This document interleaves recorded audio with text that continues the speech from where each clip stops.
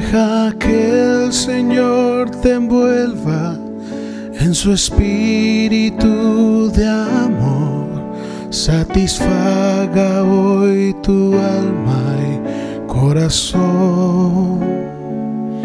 Entrégale lo que te impide y su espíritu vendrá sobre ti, vida nueva te dará. Cristo, oh Cristo, ven y llénanos.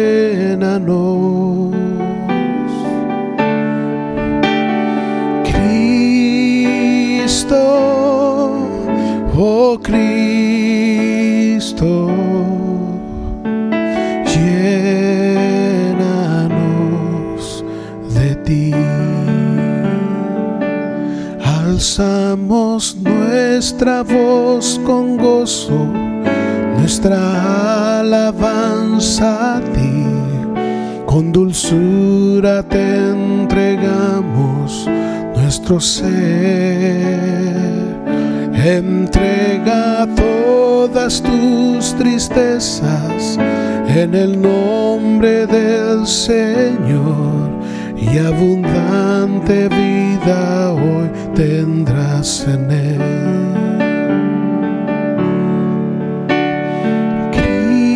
Cristo, oh Cristo, ven y llénanos.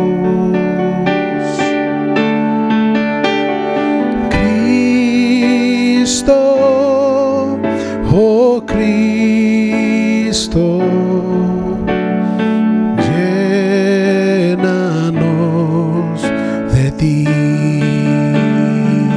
Cristo, Cristo, oh Cristo, ven y llénanos.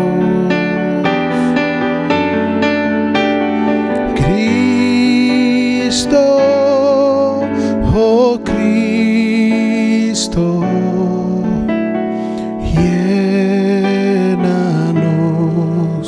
de ti.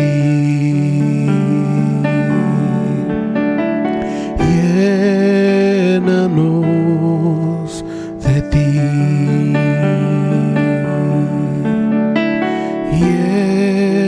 Llénanos de ti.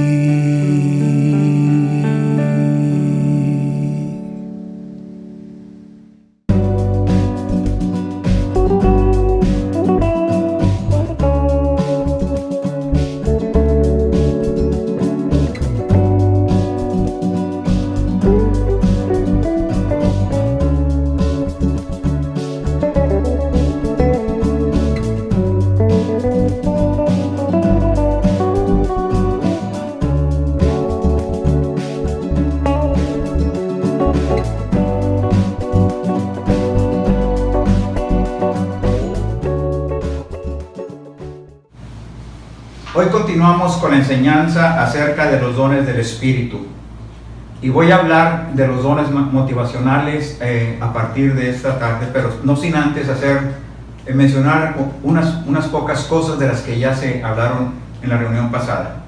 Primero que nada es que el apóstol Pablo en 1 Corintios capítulo 12 verso 1 nos habla de la importancia de tener presentes los dones del Espíritu. Dice la Escritura en ese versículo: no quiero, hermanos, que ignoréis acerca de los dones espirituales. Y le mencioné que hay tres clases de dones espirituales, que hay dones de diaconía o dones de ministerio, los cuales son 5 y se encuentran registrados en el libro de Efesios capítulo 4, verso 11 y 12, estos 5 dones espirituales.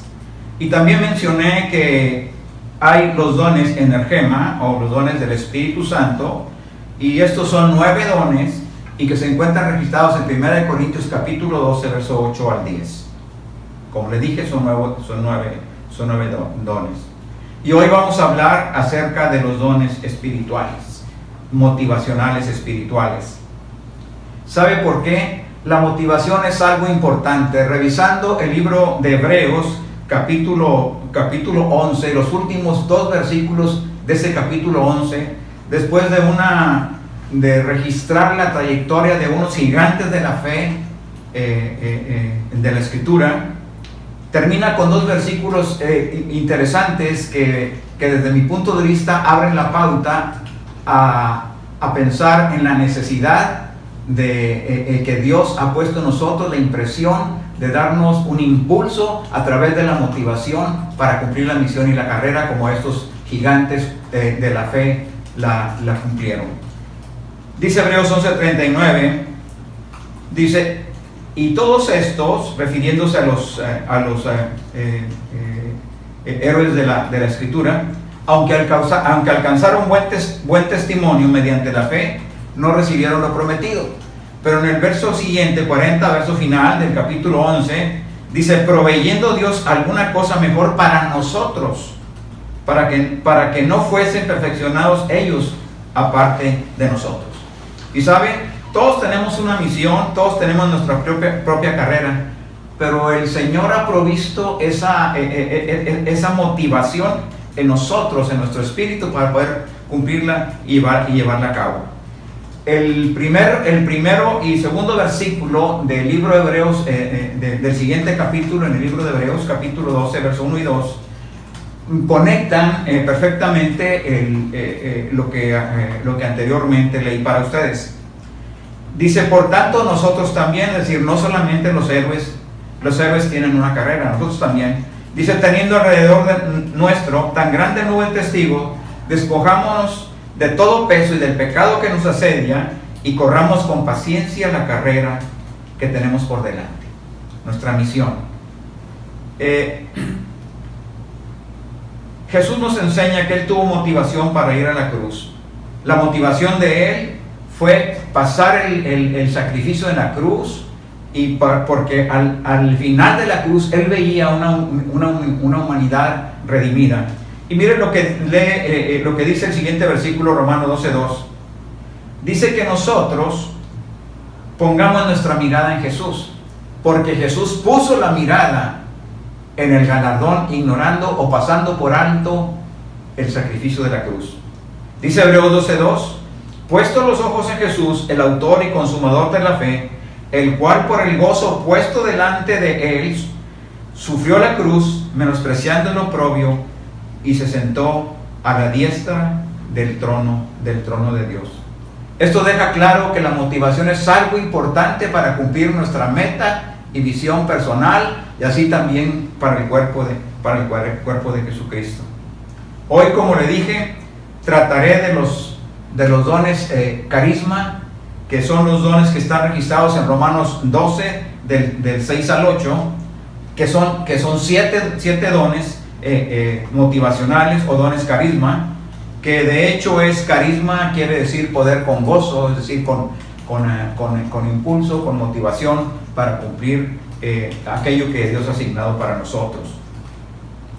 Y Romanos 12, 6 al 8 dice lo siguiente: de manera que teniendo diferentes dones, según la gracia que nos es dada, si el de profecía, úsese conforme a la medida de fe, o si el de servicio en servir, o el que enseña en enseñanza, el que exhorta en exhortación, el que reparte con liberalidad, y el que preside con solicitud, el que hace misericordia con alegría. Y hoy voy a estar hablando de estos dones carisma, o estos dones motivacionales, que son 7, y para esto quiero invitarle a que me siga en la presente gráfica que ponemos para usted. Algunas cosas que necesitamos hacer y muy importantes de los dones motivacionales.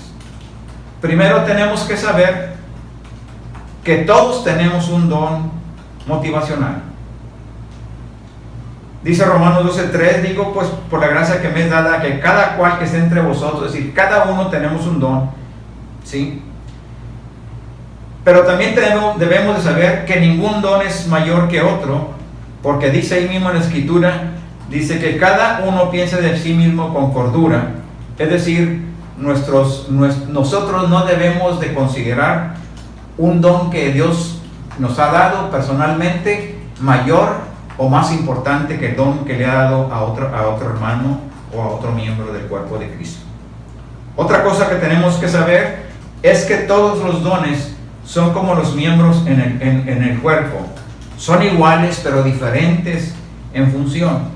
Romanos 12:4 dice: porque de la manera en que en un cuerpo tenemos muchos miembros, pero no todos los miembros tienen la misma función. Es decir, todos somos necesarios. Pablo escribió, si porque soy mano no soy cuerpo, porque soy ojo no soy cuerpo. Y es muy importante entender que todos los miembros somos iguales, pero tenemos diferente función. No podemos ni necesariamente tener el mismo don que otra persona o que otro hermano. Otra cosa importante que debemos de saber es que todos tenemos un solo don motivacional y que puede operar conjuntamente con los dones que ya mencioné, tanto de diaconía como los dones de operación o energema. También es importante saber que el hecho de tener un don motivacional no impide operar en otro don motivacional que no es el nuestro. Es decir, podemos dar, podemos enseñar, servir, etcétera, aunque eso no sea nuestro don motivacional personal. Como ejemplo, el apóstol Pablo, él manifestó, o él tenía el don de exhortar, pero él se movió o él operó mucho en el don de la enseñanza y siendo de gran bendición en ese legado de tantos libros y tantas escrituras para nosotros.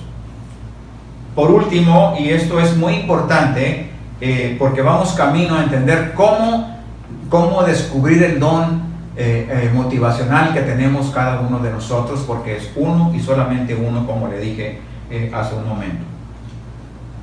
¿Y cómo podemos hacerlo? Podemos descubrir nuestro don espiritual identificándonos ya sea con las características o con los malos usos del don del presente estudio que vamos a estar viendo en las siguientes gráficas.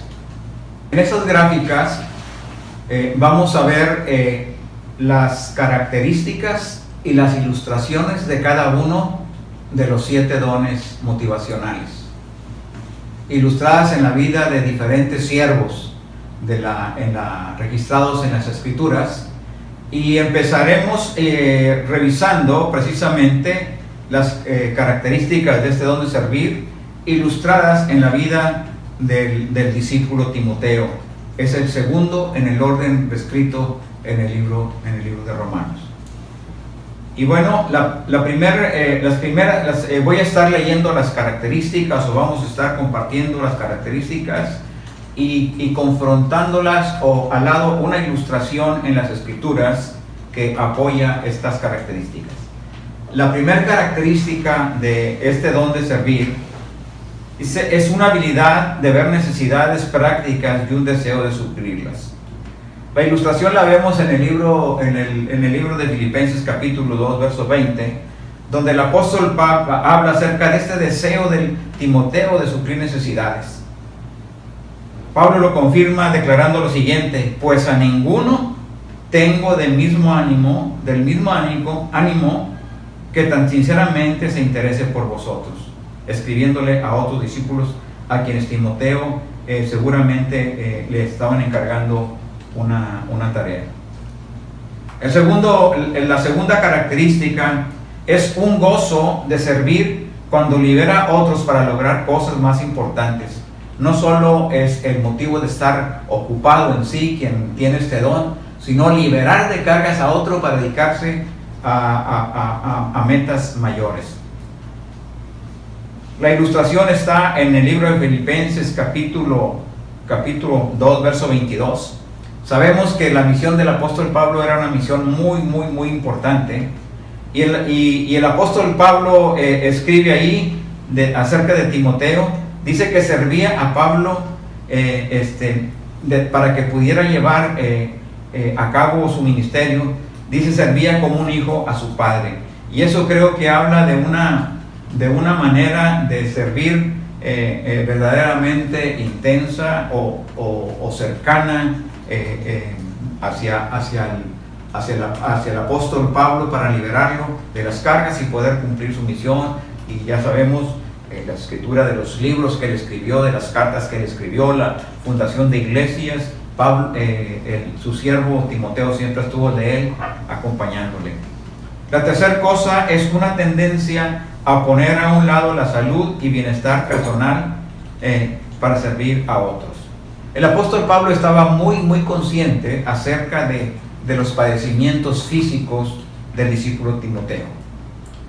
Y estos fueron revelados cuando él le escribió a Timoteo con la instrucción de no beber agua, sino un poco de vino por causa de tu estómago y de tus frecuentes enfermedades. Es decir, no era raro que Timoteo pasara a descuidar a su salud por servir a otros, que es una de las características. Eso está en 1 Timoteo capítulo 5, verso 23. La cuarta característica es una dificultad en decir no, involucrándose en involucramiento en muchas cosas y una tendencia a desviarse de lo importante. Es decir, Pablo exhortó a Timoteo 2 veces: procura venir pronto a verme. Eso está en 2 de Timoteo capítulo 4 verso 9 y también 4:21. 2 veces, es decir, pidiéndole que no se desviara de las cosas a las cuales él lo estaba llamando, porque lo necesitaba. Seguramente en el trayecto Timoteo pudiera descuidar esa necesidad de Pablo por interesarse en la necesidad de alguien más que estaba en su camino. El punto número 5, o la característica número 5, es un gozo especial en proveer para necesidades físicas y el bienestar de otros, y una habilidad de recordar lo que a las personas les gusta y lo que no les gusta. En 2 de Timoteo capítulo 4 verso 13, Timoteo fue instruido por el apóstol a traer el capote y los libros, y en especial los pergaminos. Probablemente se refería a cartas que había escrito, o escritos del apóstol Pablo, o los libros que estaba escribiendo, pero también cosas que eran de primera necesidad. La sexta característica es una necesidad de ser apreciado para confirmar que su servicio es necesario y satisfactorio, y sobre todo un deseo de recibir instrucciones claras, sin límite de tiempo para cumplirlas. Tanto la primera carta a Timoteo, del apóstol Pablo a Timoteo, como la segunda carta tienen numerosas citas donde el apóstol Pablo da más instrucciones y más halagos a Timoteo que cualquiera otro de aquellos que le asistían, aunque a varios les dirigió cartas también el apóstol de gratitud, pero no tan numerosas ni tan frecuentes sus citas como están en la primera y la segunda cartas del apóstol Pablo a Timoteo. Como ya le dije, en alguna le dijo: me sirve como un hijo a un padre, y en otras le dijo: no hay nadie que tenga el ánimo de servir como lo tiene Timoteo. La séptima característica: un deseo fuerte de estar con otros y así proveer más oportunidades para servir.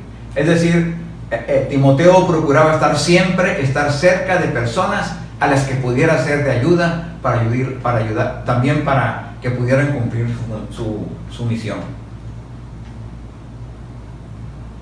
La ilustración: Timoteo estaba siempre trabajando con otros.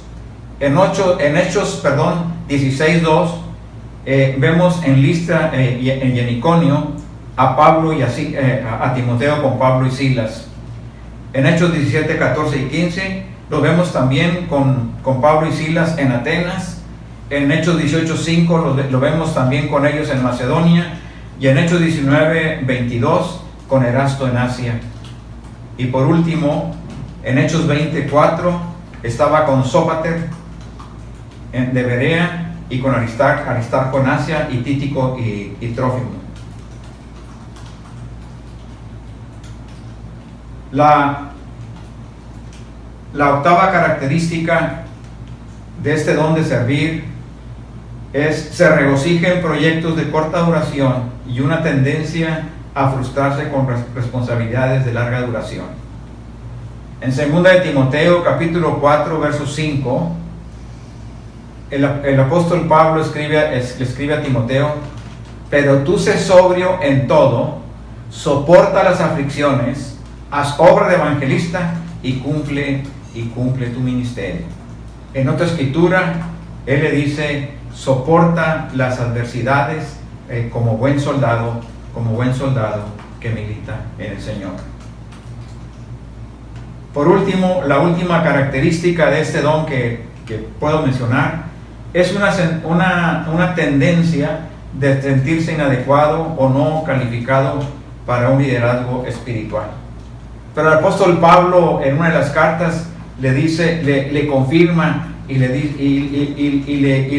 dice: aviva el fuego del don del Espíritu que te fue dado mediante mi imposición de manos. Es decir, Pablo le está diciendo: tú ya estás capacitado. Pero en 1 Timoteo 4:12 dice: ninguno tenga en poco tu juventud, sino sé ejemplo de los creyentes en palabra, conducta, amor, espíritu, fe y pureza. Tal vez en este momento Timoteo sentía el peso de la responsabilidad de llevar a cabo, ver sobre una de las iglesias que Pablo había fundado, y se sentía inadecuado. Pero Pablo no solamente le dice que que nadie tenga en poco tu juventud, sino le dice: tú sé ejemplo de los creyentes. Tú no solamente eres adecuado, sino tú puedes ser un ejemplo de los creyentes, aquellos que no conocen al Señor, y puedes hacer la tarea. Ahora, le decía yo que usted puede identificar su don espiritual, ya sea por las características o por los malos usos del don. Y voy a hablar acerca de los malos usos de este don de servir. Primero que nada, quien tiene este don de servir puede ser negligente en las responsabilidades del hogar por ayudar a otros. Los que tienen este don de servir tienen una tendencia a no pensar en su propio bienestar para ayudar a otros. Hay otras razones que pueden causar esto: una inhabilidad de decir no a otros, y la necesidad de recibir gratitud sincera de aquellos a los que están ayudando, la cual muchas veces pueden no recibirlos en su misma casa. Esta actitud de ser negligente se puede extender o expresar hacia su propia familia.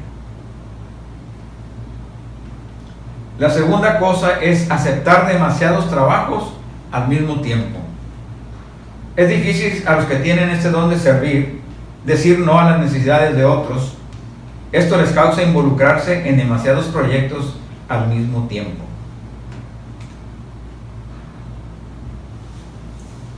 Otro mal uso es caer en la fatiga física y en el estrés.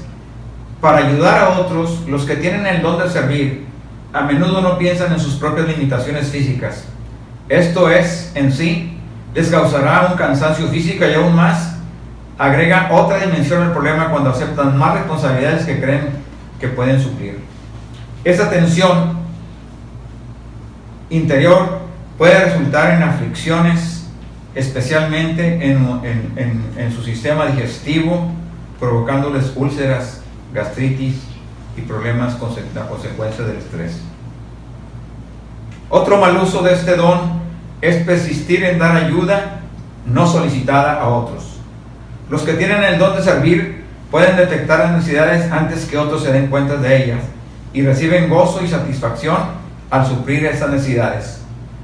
Por esto, pueden persistir e insistir en tratar de suplir una necesidad en particular que ellos pueden ver, sin que antes se les pidan su ayuda. También este don puede causar algunos problemas con las líneas de autoridad saltando la autoridad establecida para cumplir un trabajo. Los canales correctos de personas y comités pueden ser bloqueos innecesarios a los que tienen el don de servir cuando ellos quieren terminar el trabajo lo más pronto posible.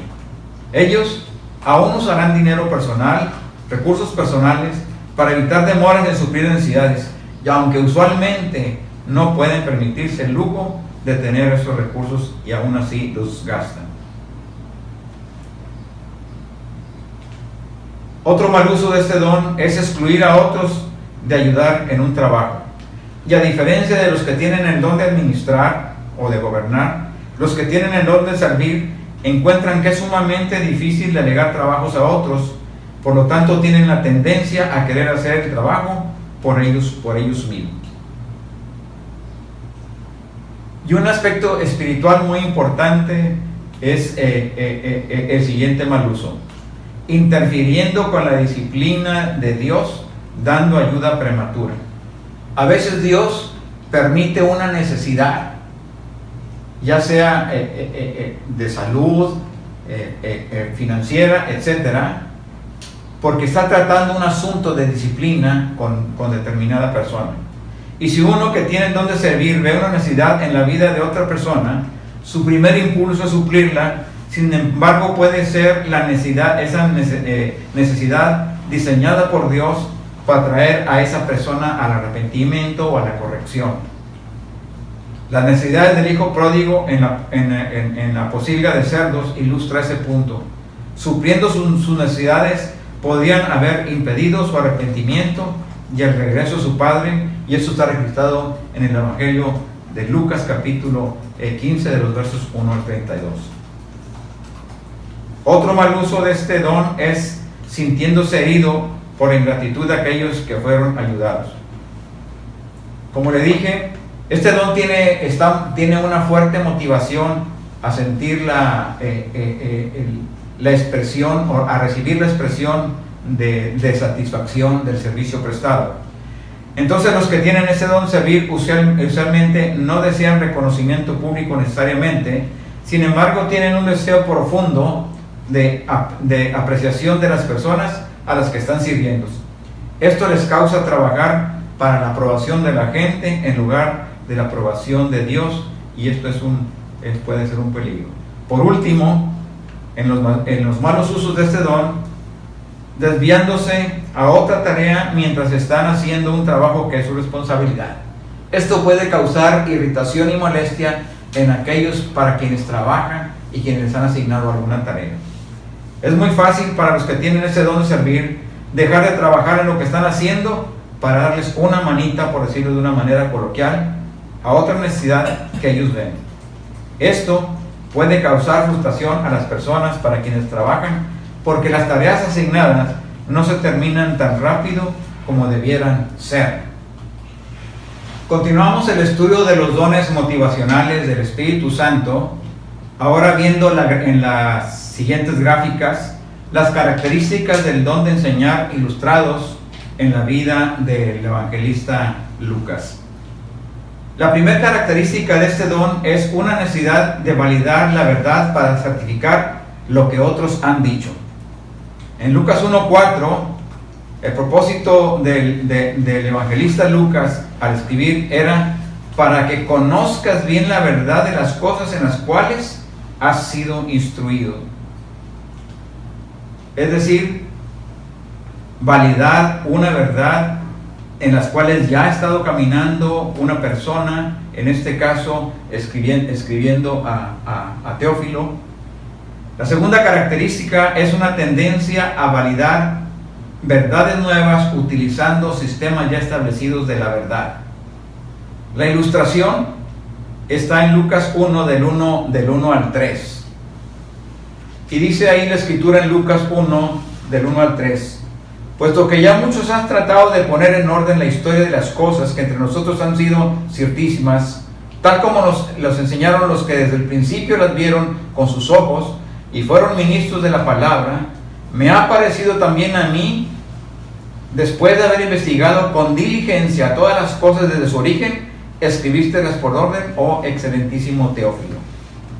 Y aquí es muy importante que él está diciendo, otros ya trataron de hacerlo, los estoy estudiando, estoy validando la verdad y las voy a poner en orden. Es decir, habla de un sistema ya establecido de comparación, testigos oculares y cosas que por las cuales él podía estar, tener unas certezas acerca de la verdad que estaba él declarando. La tercera característica es presto para dar sus credenciales de enseñanza antes de hablar y también requerirlas de otros antes de escucharlas. En Lucas capítulo 1, versos 2 y 3, como ya le comenté, Lucas enfatiza que sus fuentes de información eran testigos oculares, ministros calificados, y que él mismo, después de haber investigado con diligencia y teniendo un perfecto entendimiento de todas las cosas desde su origen, es decir, desde el principio, escribe esta epístola, escribe este evangelio. La cuarta característica es un deseo de presentar la verdad en una secuencia sistemática. También en el mismo capítulo 1, verso 3, Pablo enfatiza que su método es cronológico, escribírtelas en orden. Y esto es importante también cuando estudiemos los evangelios, que el orden cronológico lo encontramos en una perfección, por decirlo de una manera, en el evangelio de San Lucas. La quinta característica es un gozo en escudriñar y en reportar tantas verdades sobre un tema como le sea posible. ¿Sabe? El evangelio de Lucas es el evangelio más largo de los evangelios. Incluye material que no se encuentra en otros evangelios. Enfatiza su trabajo como una obra concluida. Recuerde que en Hechos capítulo 1, verso 1, la palabra dice lo siguiente: en el primer tratado, oh Teófilo, hablé acerca de todas las cosas que Jesús comenzó a hacer y a enseñar. Es decir, él habla de esto como una obra concluida, una obra completa. La sexta característica, un énfasis en la importancia y certeza del reportaje. Lucas da descripciones precisas de los eventos, conversaciones, circunstancias y condiciones físicas aún, como cuando escribe en Lucas 4:38 acerca de la enfermedad de la suegra de Pedro. Otros evangelios dicen que tenía fiebre, pero él dice tenía gran fiebre, o sea, enfatiza detalles que otros no enfatizan. La séptima característica es una alerta a los detalles verídicos que no son notados o mencionados por otros. El relato de Lucas está lleno con más detalles de nombres, oficios, ciudades, fechas, eventos y detalles secundarios que los demás evangelios, y a través de todo el evangelio de San Lucas los podemos encontrar. La octava característica es una tendencia a quedarse callado hasta que la información ha sido escuchada, observada y discutida. El silencio de Lucas al expresar sus propios pensamientos u opiniones es notorio en su evangelio. Ninguno de sus dichos personales están registrados, y eso es a través de todo el evangelio de San Lucas. Él hace un trabajo hace como un informe de una investigación donde él totalmente se sustrae de comentarios personales acerca de los hechos. Narra estrictamente los hechos como los observó y como los estudió. Y por último, una necesidad de ejercer diligencia y perseverancia. Esta también es una característica importante. Lucas demostró su determinación de ser fiel al quedarse con Pablo en la prisión. Según de Timoteo 4, 10 y 11, el apóstol Pablo escribe: solo Lucas está conmigo. Y recordará que recientemente compartió un mensaje acerca de Hechos capítulo 27 sobre el naufragio de Pablo. Recordará que Lucas era uno de quienes acompañó durante ese naufragio, escribiendo de primera mano, narrando el testimonio de los hechos que estaban sucediendo. Ahora, nuevamente le menciono que si usted no se siente identificado con una característica de este don, Tal vez algunos de esos malos usos puedan hacerlo volver a pensar acerca de si tiene o no tiene este don. Y voy a hablarle ahora de los malos usos del don. Un mal uso es enorgullecerse de su conocimiento. Sería muy fácil para los maestros desarrollar una actitud de soberbia como resultado de todos sus estudios. 1 Corintios 8:1, el mismo apóstol escribió, San Pablo escribió: el conocimiento envanece, pero el amor edifica. Otro mal uso es menospreciando la sabiduría práctica de las personas menos educadas. Y eso le sucedió a los eruditos o a los judíos estudiosos del tiempo del Señor Jesús, y lo vemos en Juan capítulo 7, verso 15. Un maestro puede tener la tendencia a menospreciar cualquier aprendizaje que no se lleve a cabo en un salón de clase. Y acerca de estos personajes que le mencioné, dice: y se maravillaron los judíos diciendo, ¿cómo es que sabe estas letras sin haber estudiado? Refiriéndose al apóstol Pedro. Otro mal uso es comunicando escepticismo hacia sus maestros, es decir, ser escépticos al principio de una verdad hasta que no tengan una constancia propia de que lo es. La actitud de un maestro fácilmente puede ser: no es la verdad hasta que yo lo reviso y digo que está bien. Un maestro puede transmitir la impresión de que él o ella es la única fuente de la verdad, con una actitud semejante a la que le menciono. Otro mal uso es criticando la enseñanza sólida por algunos errores o pequeños errores técnicos. Es difícil que un maestro apoye la enseñanza de otros si encuentra errores en los hechos, aun si son insignificantes. El maestro puede, en un caso así, hacer crítica general a toda la enseñanza por un pequeño error que encuentra en el contexto de la enseñanza a recibir. También un mal uso es dependiendo de la sabiduría humana en lugar de aceptar la enseñanza del Espíritu Santo. Y aquí hay numerosas citas que apoyan esto. La herramienta principal de un maestro es su mente, pero Dios nos advierte que no debemos apoyarnos en nuestro propio entendimiento. Proverbios 3:5. Y porque nuestros pensamientos no son sus pensamientos. Isaías 55:8. Y porque hay un camino que al hombre le parece derecho, pero su fin es camino de muerte. Proverbios 14:2. En la actualidad, la sabiduría del hombre es necedad para con Dios. 1 Corintios 1:20. La moralidad que viene de Dios es esencial para el entendimiento espiritual. Segunda de Tesalonicenses capítulo 2, versos 10 y 12. Verdadero entendimiento es en esencia una obra espiritual, no una obra de la mente humana. La verdad de Dios se discierne espiritualmente. 1 Corintios capítulo 2, verso 14. Otro mal uso de este don es dando información sin aplicación práctica.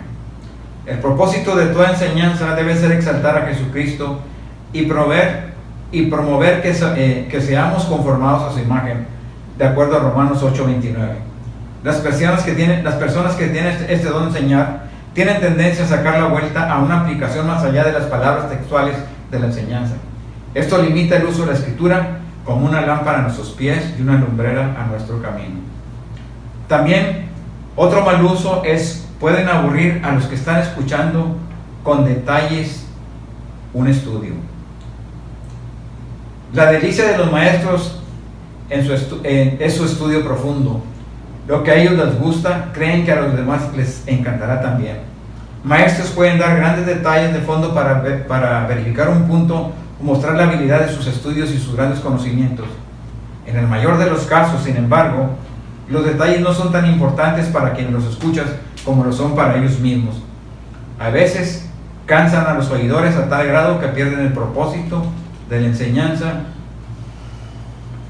Y por último, o el último de esos malos usos de ese don que puedo mencionar en el día de hoy, escondiéndose en su propio mundo de libros. Los maestros no solo se gozan en el estudio, sino que lo ven como una base de su actividad como maestro. Creen que entre más conocimiento tengan en su área de enseñanza, lo más preparados son para evaluar ideas nuevas y para refutar los errores. El estudio es muy consumidor de tiempo y concentración. Esto les puede causar a encerrarse en su propio mundo y cerrarse a los que otros están alrededor de ellos. Así es de que, como le dije, vamos revisando estas características, estas ilustraciones, pero también los malos usos que nos van dando una pauta a descubrir nuestro don personal para poder ser más efectivos en el ministerio y para ser más útiles también y efectivos en el servicio al cuerpo de Cristo. Yo espero que en las próximas reuniones continuemos estudiando los dones motivacionales del Espíritu Santo. Que Dios los bendiga. Le agradecemos por seguir conectándose con nosotros en este servicio en línea. Tenemos un anuncio especial para usted. El día viernes 17 de julio a las 8:30 am vía Zoom tendremos nuestra reunión mensual de oración por Israel y por México. Estará compartiendo con nosotros un mensaje el hermano Heriberto González, miembro del Consejo Internacional de Operación Éxodo y pastor de la Iglesia Filadelfia, Castillo del Rey. Para tener acceso a esta oración, puede enviarnos un inbox o llamar a nuestras oficinas. Le recordamos las reuniones de la semana.